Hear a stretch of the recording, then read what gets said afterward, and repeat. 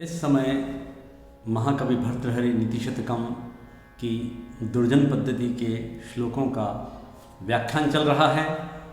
सभी संस्कृत समुपासकों का फिर से स्वागत। पंचायत समिति सदस्य और जिला परिषद सदस्यों के निर्वाचन उपरांत मतगणना उपरांत फिर से YouTube के माध्यम से उन जीवन मूल्यों का फिर से संप्रसारण पाठ्यक्रम की दृष्टि से, मूल्यों की दृष्टि से, संस्कृत की दृष्टि से एक बार ये चयन फिर से हम प्रारंभ कर रहे हैं। आइए इस समय 55वां श्लोक देखते हैं जो आपके पटल पर दिख रहा है। ये मंदाक्रांता छंद में है, देखें इसको। मौनान्मुखः प्रवचन पटुर्वार्तुलो जल्पको वा धृष्टः पार्श्वे वसति च सदा दूरतश्चाप्रगल्भः क्षान्त्याभिरुर्यदि न सहते प्रायशो नाभिजातः सेवाधर्मः परम गहनो योगिनामप्यगम्यः। मभन तत् ये इसका स्केल है। मभन तत् का तात्पर्य मगण, भगण, नगण, दो तगण और दो गुरु अंत में। यह है मंदाक्रांता। मंदाक्रांता अम्बुधि जलधि रसई नगई, ऐसा भनोत गयुग्मम। तो इस श्लोक में क्या है देखते हैं, एक बार इसका पदच्छेद करते हैं। दुर्जनता, दुष्टता, उच्छृंखलता, नीचता, निम्नता,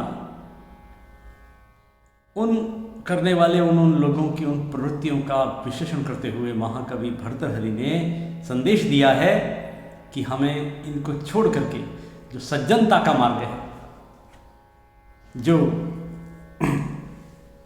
सनातन उत्कृष्ट मूल्यों का मार्ग है, उसका आश्रय लेना चाहिए, न कि इसका। जीवन में अधोगति होती है दुर्जनता के मार्ग पर जाने से। तो यहाँ इस श्लोक में सेवा धर्म की बात आई है। चतुर्थ पंक्ति की ये जो एक शब्द है सेवा धर्म, परम गहना, योगिनाम अपि अगम्य, योगियों के लिए भी अगम्य, आसानी से प्राप्त होने योग्य नहीं है। ऐसा सेवा धर्म, सेवा का धर्म बहुत गहन है, सघन है, उत्कृष्ट है, उत्कृष्ट से भी उत्कृष्ट है, महान है। अब कोई भी व्यक्ति अगर सेवा धर्म में प्रविष्ट होता है तो जो छिद्रम वैसे दुष्ट हैं समाज में, वो ऐसे सज्जनों का, ऐसे सरल लोगों का उपहास करते हैं। सेवा धर्म को, सेवा कार्य को कष्टदायक माना गया है। निश्चित ही निष्ठावान नागरिक किसी भी अच्छे प्रकल्प से जुड़कर अगर कार्य करते हैं तो दुर्जन या दुष्ट उन्हें अपने ध्येय मार्ग से विचलित करते हैं, उनकी निंदा करते हैं, उनकी हंसी उड़ाते हैं, उनकी मस्खरी करते हैं, पूरा प्रयत्न करते हैं उनको अपने मार्ग से विचलित करने का। तो महाकवि भर्तृहरि ने इस श्लोक के माध्यम से संदेश दिया है कि दुष्ट यदि कितना भी अच्छे कर्म करने वाले, सरल, सादगी, परोपकारी, धैर्यनिष्ठ, कर्मनिष्ठ सज्जन जब इस प्रकार ऐसे मार्ग पर बढ़ें, प्रविष्ट हों और दुष्ट उन्हें अपने लक्ष्य से हटाने की कोशिश करें तो वे विचलित नहीं हों और लक्ष्य प्राप्ति तक इस कार्य में बने रहें। अब कौन कौन सी ऐसी बातें हैं जिसको अच्छी बातों को भी नकारात्मकता में बदल दिया जाता है दुष्टों द्वारा, वो कौन कौन सी बातें? मौनात् मुखः, पंचमी एक वचन है, ता को न हो गया, मौन से मुख कह दिया जाता है। यदि सेवक या कोई सरल परोपकारी व्यक्ति, सज्जन मौन रखता है तो उसे मुख कह दिया जाता है दुष्टों द्वारा। मौन से मुक्कत्व का आरोप कर दिया जाता है। मुख का मतलब गूंगा। देखिए, मौन अच्छा गुण है, मौन से बढ़कर कोई तप नहीं है। मौनात् तो मौन, ज़्यादा अत्यधिक बोलने से झगड़ा होता है, लड़ाई होती है। लेकिन अगर कोई सज्जन मौन रखता है तो उसमें मुख होने का आरोप लगा, ये गूंगा है, बोलता ही नहीं, बोबड़ा है, इस प्रकार। नंबर एक, मौन अच्छा लक्षण है, उसमें भी गूंगेपन का आरोप कर दिया जाता है। नंबर दो देखें, प्रवचन पटु वार्तुलह जल्प कहवा। कोई सज्जन, कोई परोपकारी कोई साधु व्यक्ति प्रवचन पटु है, प्रवचन का भाषण संभाषण करने में दक्ष है, निपुण है, बोलने में थोड़ा सा अधिक बोलने का भाव रखता है, तो उसमें वार्तुल या जल्पक का आरोप कर दिया जाता है दुष्टों द्वारा कि ये बहुत बड़बोला है, जल्पक है, डिंगे हाँकता है, बड़ी बड़ी बातें करता है। तो प्रवचन पटुता भी होनी चाहिए जीवन में। कोई प्रवचन पटु है तो दुष्ट उसे डिंगे हाँकने वाला कह देते हैं, गप्पोड़ी कह देते हैं। मौन रखता है तो गूंगेपन का आरोप कर दिया जाता है। तीसरी क्या है? धृष्टः पार्श्वे वसति धृष्टः। थोड़ा अन्वय कर लेंगे। यदि पार्श्वे वसति धृष्टः, यदि पास में रहता है, सामीप्य रखता है कोई व्यक्ति, तो उसमें धृष्टता का आरोप कर दिया जाता है, ढीठ है। पास रहने पर ढीठपन का आरोप लगा दिया जाता है। सामीप्य, कोई अच्छा सज्जन है, वो किसी, इसको इस तरह से देखा जाए कि कोई सज्जन व्यक्ति, परोपकारी व्यक्ति किसी व्यक्ति के ज़्यादा पास में रहता है, उसको उसका स्वभाव अच्छा लगता है और उसके पास में रहने की कोशिश करता है, तो उसमें दुष्टों द्वारा उसमें ढीठपन का आरोप लगाया जाता है कि ये धृष्ट है। ठीक है, 3 बातें हो गई।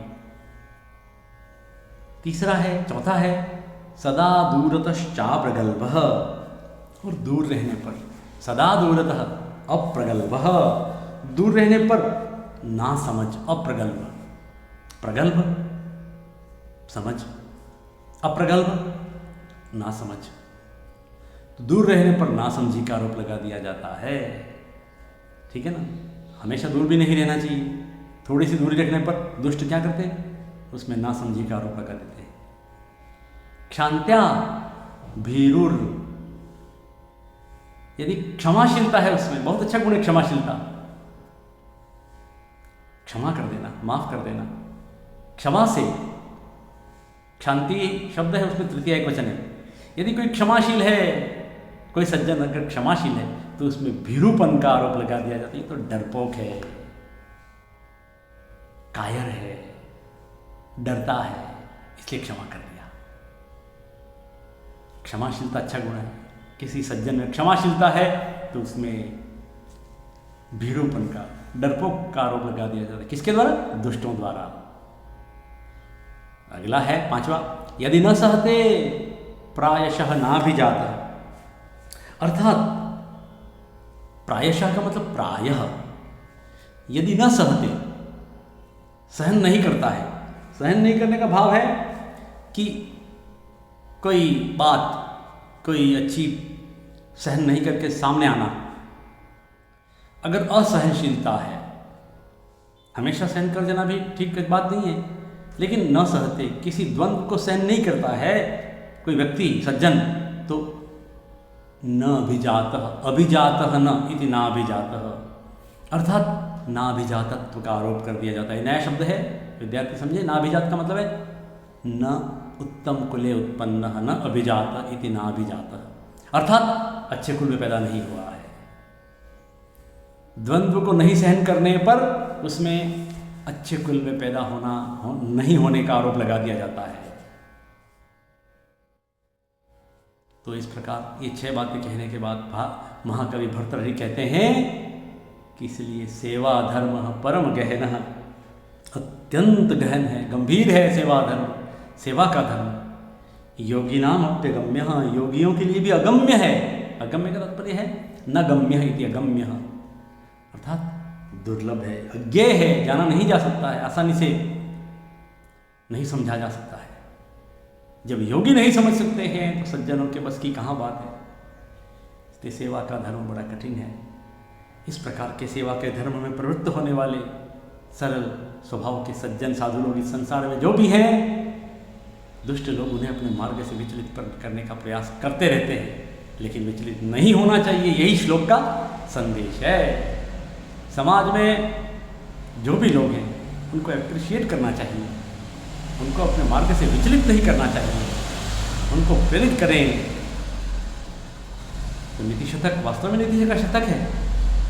इन श्लोकों में कितनी किसी श्लोक में 4 बातें हैं, किसी में 6 बातें, किसी में 10, किसी में 12। ये नीति का शतक नहीं, ये 1000 बातें हैं। ये नीति 1000, नीति सहस्त्र यूँ कहना चाहिए, नीति हजारी। एक तरह से नीति की 1000 बातें हो सकती हैं। तो नीति शतक वास्तव में अनुगमनीय है, अनुकरणीय है। इसका जितना भी जीवन में हम आचरण धर्म में लाएं, इसको केवल उपदेश तक सीमित नहीं रखें। तो देखें इस श्लोक में कंटेंट की दृष्टि से, सीखने की दृष्टि से, वोकैबुलरी बढ़ाने की दृष्टि से, शब्दावली की दृष्टि से इसका अन्वय, पदों को अलग करना, शब्दार्थ। कोई शब्द ऐसा है जो तो आप देखेंगे, इन्हें बोलेंगे। संस्कृत के विद्यार्थी को फिर से कहूँगा मैं, जो भी संस्कृत के विद्यार्थी मतलब विद्या अर्जन जिंदगी पर्यंत चलने वाला विषय है, जीवन पर्यंत प्रचलती विद्या का भाव। केवल माध्यमिक, उच्च माध्यमिक, स्नातक या स्नातकोत्तर में अध्ययन करने वाला ही विद्यार्थी नहीं होता है। विद्या नीति शतक में तो कहा है भर्तहरि, सद विद्या यदि अस्ति किम धनैहि। यदि अच्छी विद्या है तो धनों से क्या प्रयोजन। इसलिए विद्यार्थी का भाव पूरे जीवन पर्यंत बना रहना चाहिए, कोई पूर्ण नहीं है भगवान को छोड़ करके। इस पद्धति में महाकवि ने सेवा धर्म को अगम्य बताकर उसमें दुष्टों द्वारा अकारण सज्जनों के अच्छी बातों में दोषानुवश द्वेषण किए जाने का विवेचन किया है। कुछ बातें बताई हैं, जो बातें बताई वही लिखी हुई हैं अनुवाद में। व्याख्या में कोई विशेष आप अवश्य देखें। कठिन है, अज्ञेय है, साधारण मनुष्यों के लिए बहुत दुर्लभ है। जब योगियों के लिए ये अज्ञेय है तो फिर तो ये बात इसमें व्याकरण की दृष्टि से मौनात्मुक, जैसे मैंने आपको पहले बताया, मौनान्मुख त को भी यरोनुनासिक के नुनासिको वा इस संधि से, व्यंजन संधि से न हो गया। मौनात्मुक, मौनान्मुक। दूरतश्चा प्रगल्भ शब्द है, दूरतः च अप्रगल्भ। दूर रहने से समझहीन अप्रगल्भ मान लिया जाता है। तो पहले विशेषज्ञ संधि और फिर दीर्घ संधि, चा प्रगल्भ। ना अभिजात न अभिजात, दीर्घ संधि होगी, ना अभिजात। सेवा धर्म सृष्टि तत्पुरुष समास बनेगा, सेवाया धर्म इति सेवा धर्म। एवं मंदाक्रांत छंद अस्ति। अग्रे चलामः वयं। श्लोक संख्या 56। उद्भासिता किल खलस्य विशृंखलस्य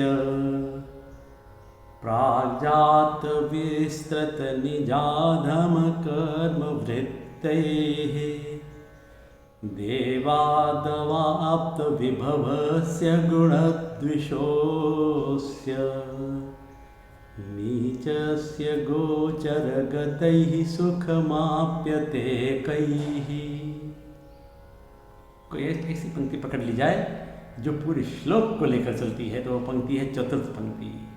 नीचस्य गोचर गतैहि कैहि सुखमाप्यते। ये बात कहना चाह रहे हैं। इसको इस बात को कहने के लिए भर्तहरि ने श्लोक रच लिया। क्या कहते हैं कि नीच का मतलब दुर्जन, दुष्ट, अधोगामी, निकृष्ट व्यक्ति, नालायक व्यक्ति, लंपट व्यक्ति, ऐसे नीच यहाँ जाति सूचक कोई शब्द नहीं है। नीच कोई एक जाति में नहीं होता है।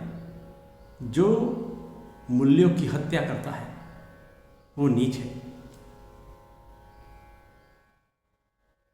जो मानवता को ऊपर न ले जाकर के पशुता की ओर गमन करता है और करवाता है वो नीच है। इसलिए विद्यार्थी इन शब्दों को समझे, इसका भाव समझे। जाति से कोई ऊंचा या नीचा नहीं होता है, कर्मों से ऊंचा नीचा होता है। तो भर्तहरि कहते हैं कि नीचस्य गोचर गतैहि, नीच की दृष्टि में पड़ने पर, गोचरम गतै इति, गोचरम गतै गत इति गोचर गतै। गोचर में दृष्टिगोचर, दृष्टिगत, आंखों से दृष्टिगत होने पर, नीच की नजर पड़ जाने पर कैहि सुखमाप्यते, किन के द्वारा सुख पाया जा सकता है, किन लोगों द्वारा सुख प्राप्त किया जा सकता है, कौन सुख पा सकता है भला। कैहि, किन के द्वारा, तृतीय बहुवचन है, कर्मवाच्य है, इसलिए कौन सुख पा सकता है? अगर नीच की दृष्टि पड़ गई तो सुख छीन जाएगा, ध्यान रखना। ऐसे दुष्ट दुर्जनों की नज़र पड़ गई। कैसे दुष्ट दुर्जनों की नज़र पड़ गई? तो तीसरी 3 पंक्तियों में, ऊपर की 3 पंक्तियों में वो दुष्टों की कौन कौन सी बातें हैं? कौन से दुष्ट, कैसे दुष्ट? दुर्जन पद्धति चल रही है ना, तो दुर्जनता का बोध करा रहे हैं। ध्यान रहे, अगर हमारे जीवन में एक भी ऐसा आचरण हो गया तो हम भी दुष्टता की श्रेणी में आ जाएंगे, दुर्जनों की लाइन में आ जाएंगे हम भी। उद्भासिता अखिल खलस्य विशृंखलस्य, वसंत तिल का छंद है, जैसे मैंने गाया अभी।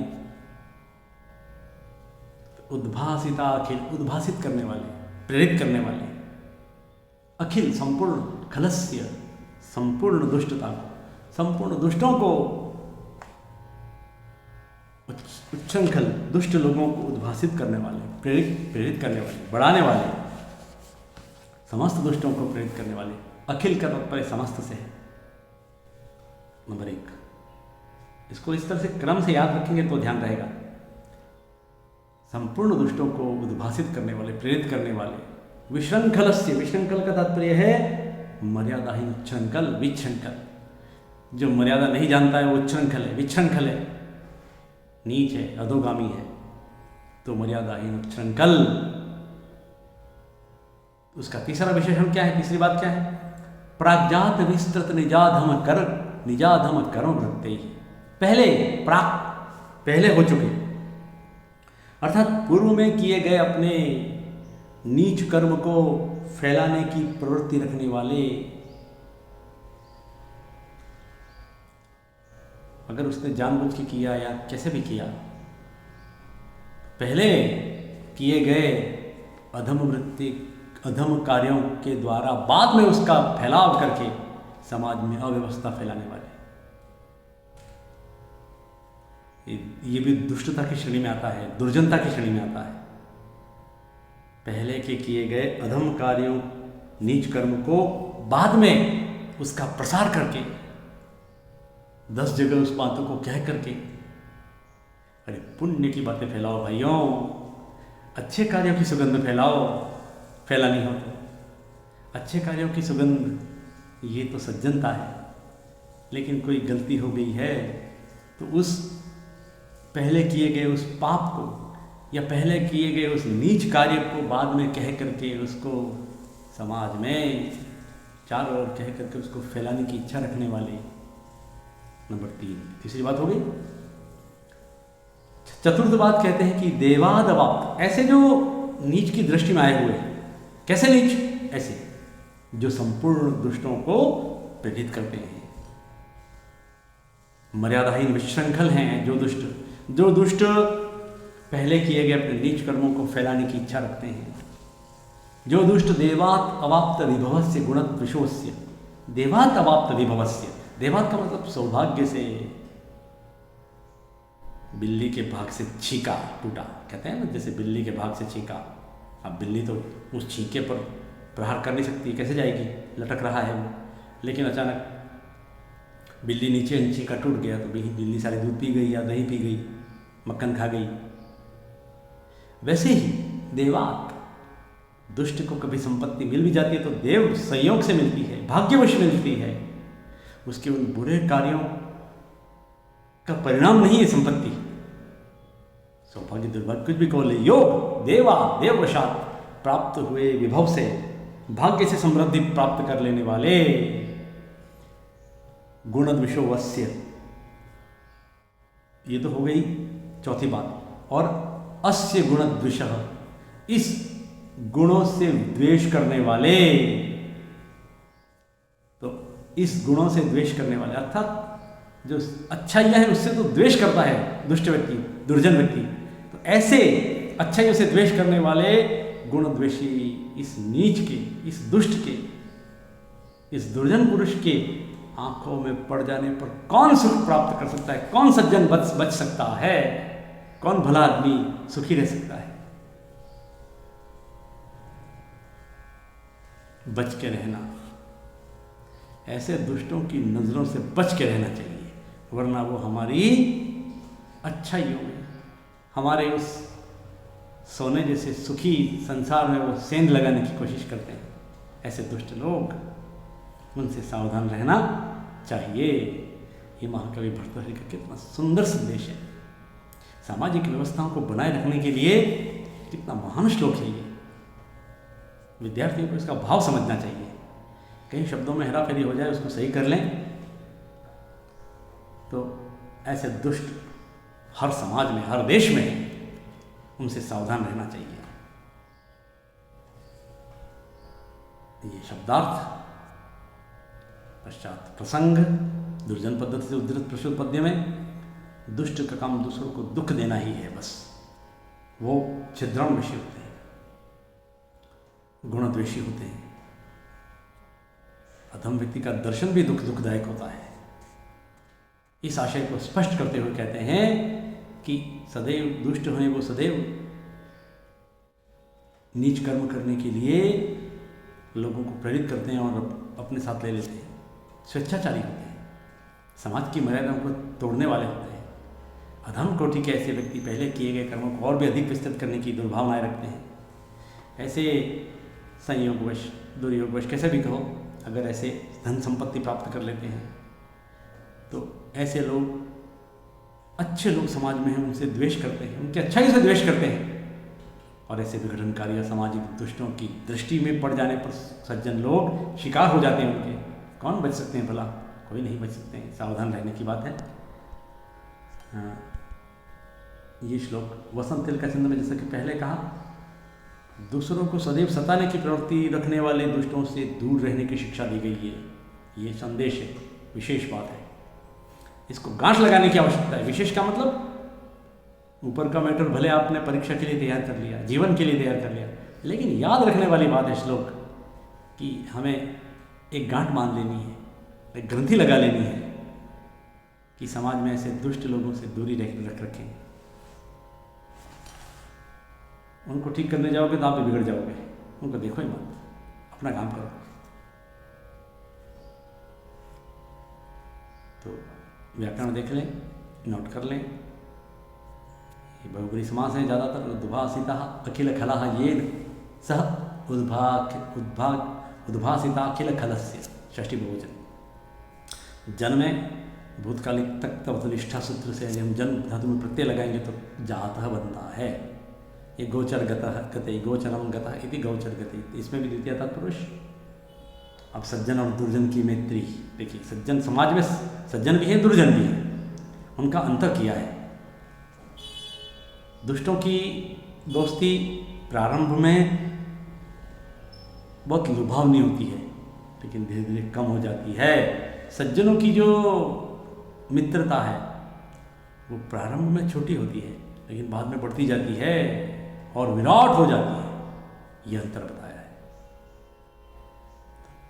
तो हमें प्रारंभ में कम प्रभाव वाली हो, लेकिन बाद में बहुत बड़ा प्रभाव छोड़े, ऐसे सज्जनों की मित्रता अपनानी चाहिए। दुर्जनों की उस मैत्री को नहीं अपनाना चाहिए जिसमें प्रारंभ में तो वो बहुत बड़ा भाव दिखाते हैं, लेकिन धीरे धीरे कम होते जाते हैं। इस बात को कहने के लिए उन्होंने छाया की उपमा दी है। छाया किसकी? दिनस्य पूर्वार्ध परार्ध भिन्ना, अलग अलग भिन्न रूप वाली होती है। दिन के पूर्वार्ध की छाया अलग होती है और परार्ध की छाया, अर्थात सुबह की छाया, शाम की छाया। पहले हम छाया को देख लें। पूरब दिशा में जब सूर्य उदित होते हैं भगवान, तो वहाँ जो भी पर्वत या पेड़ जो होते हैं उनकी छाया पड़ती है सूर्य भगवान के कारण। वो प्रारंभ में लंबी होती है, लंबी दिखाई देती है ना, लेकिन सूरज जैसे जैसे ऊपर चढ़ते हैं वैसे वैसे वो छाया कम हो जाती है और दोपहर तक तो आते आते केवल जरा सी रह जाती है। जितना वो पेड़ है या जो भी वस्तु है बिल्कुल कम होगी। ये ऐसी छाया दुष्टों की होती है। तो प्रारंभ में तो बहुत लंबी, जैसे यहाँ सूर्य की छाया केवल उपमा है, वो दुष्ट नहीं है, समझाया है। उपमानों का प्रयोग, प्राकृतिक उपमानों का प्रयोग केवल समझाने के लिए। मूल संदेश क्या है? साध्य बात है, सज्जनों की मित्रता अपनानी चाहिए। पूर्वार्ध की छाया दिखने वाली पहले लंबी और बाद में कम हो जाए, ऐसी दुष्टों की मित्रता हमें नहीं अपनानी चाहिए। लेकिन परार्ध की छाया बताते हैं। परार्ध की छाया कैसी होती है? शाम की छाया पहले छोटी होती है, एकदम दोपहर 1-2 बजे, मध्याह्न में, मध्य अन्न अनमन दिन, पूर्वान्न पूर्व का अन्न, और अपराह्न बाद का पहर। ये पहर शब्द भी आया है। कुल 4 पहर होते हैं, 2 पहर बीत जाएं, 2 पहर बाकी हैं, इसलिए बीच का पहर है वो कहलाता है दोपहर। 2 पहर हो गए। तो मध्याह्न में, दोपहर में सूर्य की छाया पहले तो बहुत उतनी ही होती जितनी वस्तु है या पेड़ है, लेकिन धीरे धीरे धीरे धीरे धीरे आप देखें पश्चिम की छाया बढ़ती बढ़ती बढ़ती रात तक छाया ही हो जाती है। वो छाया रात में संपूर्ण छाया का रूप लेती है। कितना सुंदर उपमान है। तो हमें ऐसी जो छाया है वो अपनानी चाहिए। प्रारंभ में कम हो, उसका प्रभाव बहुत कम है, लेकिन धीरे धीरे धीरे धीरे ढलते हुए सूरज की छाया देखें आप, छाया छाया बढ़ती बढ़ती बढ़ती, और रात में तो छाया ही हो जाती है। तो सज्जनों की दोस्ती ऐसी होती है। आप धीरे धीरे धीरे उनके अच्छाइयों को लेने की कोशिश करेंगे तो अच्छाइयाँ आपके अंदर आती जाएंगी। सज्जनों की संगति करो, दुर्जनों की मत करो। इसको देखें श्लोक को। आरंभ गुर्वी क्षयिणी क्रमेण लघ्वी पुरा वेद्धिमती च पश्चात् दिनस्य पूर्वार्ध परार्ध भिन्ना छायेव मैत्री खल सज्जनानाम्। दिनस्य पूर्वार्ध परार्ध भिन्ना खल सज्जनानाम् मैत्री छाया एव। दोनों की जो मैत्री है वो खल सज्जनानाम्, खलस्य सज्जनस्य।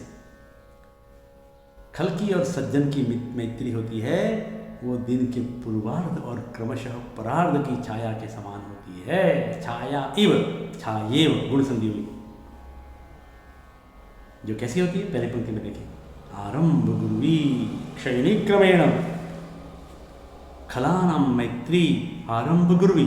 दिन से पूर्वार्ध छाया कीदृशी भवति आरंभ गुर्वी, अर्थात पूर्वाह्ने गुर्वी बहुत बड़ी होती है, परंतु क्रमेण क्षयिणी भवति, किंतु धीरे धीरे धीरे क्षय होती जाती है और दोपहर तक बिल्कुल कम हो जाती है। प्रारंभ में बड़ी होती है, बाद में धीरे धीरे कम हो जाती है।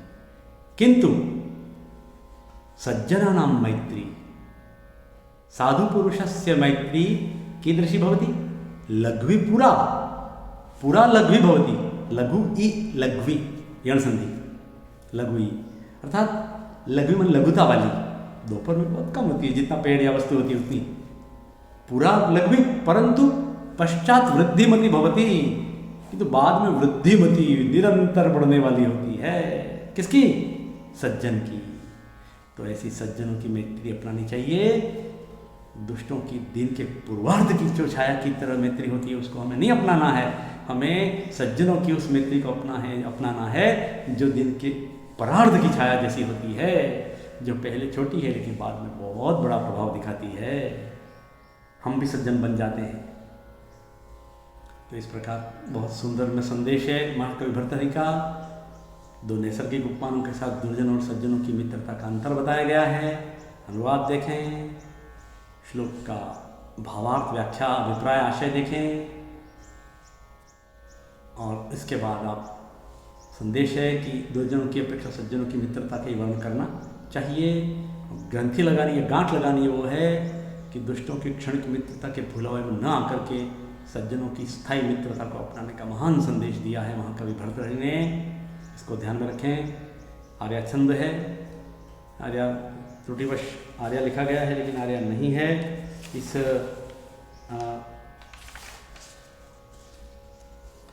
जैसा मैंने उच्चारण किया उसके अनुसार यह है। इसमें इंद्र वज्रा, उपेंद्र वज्रा और उपजाति का पुट दिखाई देता है। आगे बढ़े, समय को भी देखेंगे। आज का समय यही हो चुका है, अगले कालांश में फिर मिलेंगे आपके सामने। और इन सज्जन और दुर्जनता के द्वारा हम अपने जीवन को बहुत ही पॉलिश करेंगे, पर्सनैलिटी का डेवलपमेंट करेंगे, व्यक्तित्व का निर्माण करेंगे, जीवन को धन्य करने वाले इन श्लोकों को जीवन में अपनाएंगे। अस्तु, शुभम तावत्।